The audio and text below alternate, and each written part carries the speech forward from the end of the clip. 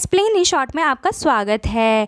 आज हम बात करेंगे शैडो ब्यूटी के पार्ट 3 के बारे में। अगर आपने पहले 2 पार्ट नहीं देखे हैं तो जाके देख लीजिए, तब आपको कहानी अच्छे से समझ में आएगी। यहाँ पर शुरुआत होती है स्कूल में हुए एक नई लड़की के ट्रांसफ़र से, जो कि हूबहू जिनी जैसी दिखती है, जो कि फेक जिनी है। पूरा स्कूल उसे जिनी समझ रहा होता है। आजिन अपने अकाउंट को डिलीट नहीं करती है। यहाँ पर दिखाया जाता है कि सारा क्लास उसे जिनी समझ रहा होता है और इस बात से वो लड़की भी इनकार नहीं करती। बस येंग ऐसी लड़की होती है जो इस बात का विरोध कर रही होती है। वो समझ जाती है कि जिनी नहीं हो सकती है। यहाँ पर जो फेक जिनी होती है वो आजिन से दोस्ती करने की कोशिश करती है, उससे उसका नंबर मांगती है। अब घर दिखाया जाता है होइन का, क्लास प्रेसिडेंट का।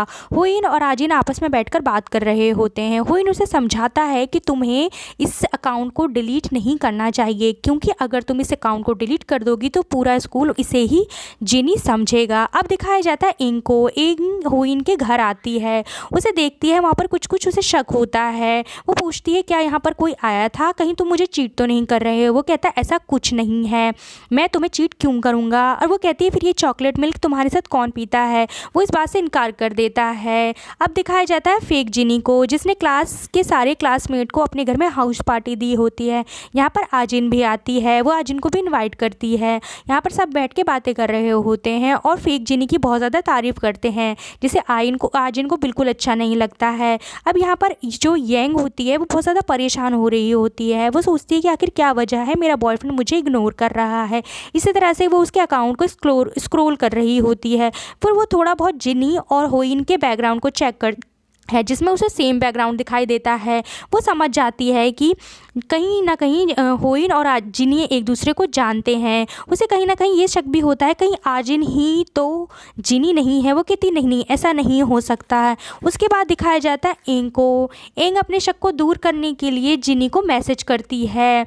उसके बाद उसे वीडियो कॉल करने के लिए भी कहती है, लेकिन यहाँ पर जब वो छत पर लंच कर रही होती है आजिन, तो मना कर देती है कि मैं तुम्हें वीडियो कॉल पर भी बात नहीं कर सकती, क्योंकि मैं अभी लंच कर रही हूँ। वो कह रही है तुम क्या खा रही हो, मुझे दिखाना फ़ोटो। तो वो अपने बन को, जो बन वो खा रही होती है, उसकी फ़ोटो उसे शेयर कर देती है। अब लंच ख़त्म होने के बाद जब वो नीचे आती है तो एंग को सीढ़ियों पर देख लेती है और एंग भी उसे नीचे उतरता हुआ देख लेती है। और वही सेम बन जो उसने अभी फ़ोटो में जिनी से मांगा था, वही सेम बन उसके हाथों में होता है। तो यहाँ से कहानी शिफ्ट होती है इनके बैकग्राउंड की तरफ। यहाँ पर दिखाया जाता है येंग और उसके मम्मी पापा को कि किस तरह से वो दोनों एक दूसरे से मिले, उन्हें प्यार हुआ और शादी हो गई। उसके घर में सब कुछ ठीक था, लेकिन उसके डैड को शराब की लत लग जाती है, जिसकी वजह से उसका घर ख़राब हो जाता है।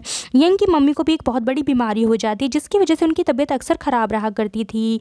येंग के पापा उसके छोड़कर कहीं और चले जाते हैं। उसकी मम्मी को इसीलिए एक छोटे से रेस्टोरेंट में काम करना पड़ता है। यहाँ पर फेक जिनी जो होती है वो येंग की जो बेस्ट फ्रेंड होती है, जिसके साथ वो मिलकर सबको बुली किया करती थी, उससे दोस्ती कर लेती है और उसे एक बड़े से सैलून में लेकर आती है और उसे कहती है अगर तुम अपने पूरे बाल कटवा लोगी तो तुम काफ़ी सुंदर लगोगी। वो उसके पूरे बाल कटवा देती है और वो कहती है नहीं ये मुझे पसंद नहीं आ रहा है, लेकिन वो जो फेक जिनी होती है वो उसे मैनिपुलेट करती है और कहती है नहीं ये तो तुम पर बहुत सुंदर लग रहा है, मुझे तो बहुत अच्छी लग रही हो तुम। और पूरा क्लास भी उसे बहुत ज़्यादा उसके न्यू लुक के लिए उसका मजाक उड़ाता है। दिखाया जाता है होइन और आजिन को, दोनों छत पर एक दूसरे से बातें कर रहे होते हैं और इन दोनों को बातें करते हुए येंग देख लेती है। येंग होइन से पूछती है कि आखिर क्या वजह है, आजकल मैं तुम्हें बहुत ज़्यादा आजिन के साथ देख रही हूँ। होइन कहता है इसकी वजह तुम ही हो, क्योंकि तुम आजिन को बहुत ज़्यादा बुली करती हो। मुझे डर है कि कहीं ये तुम्हारी शिकायत किसी सर से ना कर दे, इसीलिए मैं उसके साथ रहता हूँ। उसे कंफर्टेबल करने के लिए बिल्कुल यकीन नहीं होता है, तो वो अपने तरीके से इन्वेस्टिगेशन शुरू करती है।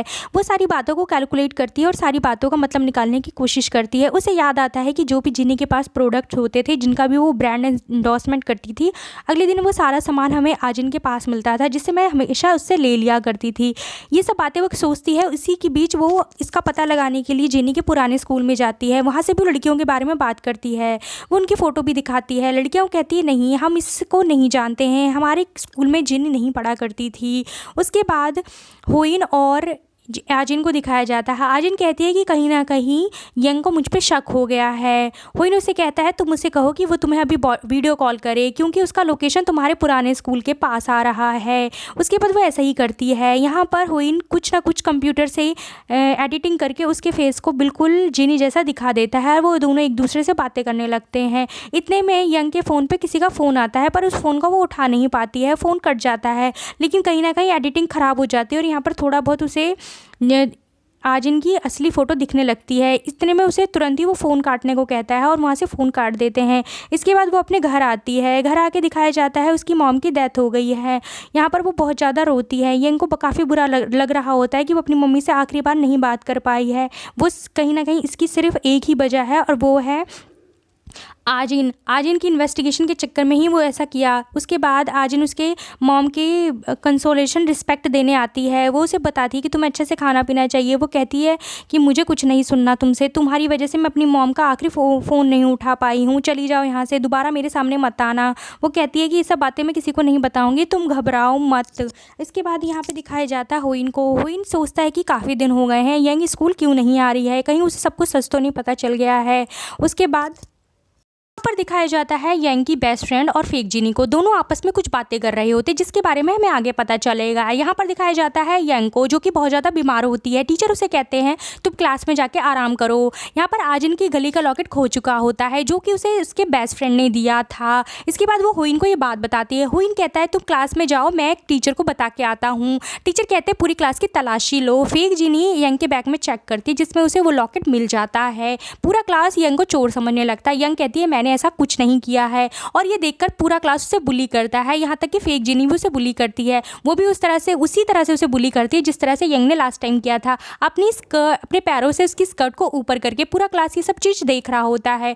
हुइन भी ये चीज़ देखता रहता है। यंग सोचती है कि शायद ये मुझे बचाएगा, पर वो नहीं बचाता, चुपचाप जाके बैठ जाता है। यंग को ये चीज़ बहुत ज़्यादा बुरी लगती है। यहाँ पर हाजिन आती है। हाजिन आके बोलती है कि तुम अपना पैर हटाओ, ये मेरी फ्रेंड है। वो इसके बाद उसे लेकर अपने क्लास से बाहर चली जाती है। उसके बाद हुइन उसे कहता है आखिर ऐसी क्या वजह रही, तुमने उसे क्यों बचाया, लास्ट टाइम तुम्हारे साथ उसने ऐसा ही किया था। वो कहती है वो मेरी फ्रेंड है, मुझे उसे माफ़ करना है या नहीं ये मैं जानती हूँ, कोई और हक नहीं बनता किसी और का उसे बुली करने का। और तुम्हें पता है लास्ट टाइम उसकी मॉम की डेथ हो गई है। अब तुम्हें पता चला वो क्यों परेशान थी और क्यों स्कूल नहीं आ रही थी, और तुम्हें शायद ये भी पता चल गया होगा कि तुम कितने ही बुरे बॉयफ्रेंड हो।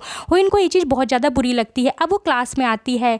हाजिन सबसे इन्वेस्टिगेशन करती है। वो उस यंग के बेस्ट फ्रेंड से पूछती है कि तुम्हें कैसे पता चला कि मेरे गले का लॉकेट कैसा दिखता था जब तक वो किसी ने देखा ही नहीं था। वो कहता है तुमने ही कहा था ये गोल है। कह रही मैंने कब कहा ये गोल है। उसके बाद ये इसका साथ होजिन भी देता है। इन्वेस्टिगेशन में सबको पता चल जाता है कि ये चोरी यंग ने नहीं करी है, ये चोरी इसने की है। उसके बाद वो मुकर जाती है इस बातों से। वो फेक जीनी का नाम लगाती है। फेक जीनी कहती है मुझे इस बारे में कुछ नहीं पता, ये सारा प्लान इसी ने बनाया था। उसके बाद ये बहुत ज़्यादा गुस्सा हो जाती है। पूरा क्लास उसको बुली कर रहा होता है और बहुत ज़्यादा गुस्सा होने के बाद वो एक एक्सटेंशन को तोड़ देती है और सब पे छिड़क देती है। यहाँ पर एपिसोड खत्म हो जाता है। आगे की कहानी जानने के लिए मेरे साथ जुड़े रहिए। Thank you so much, bye.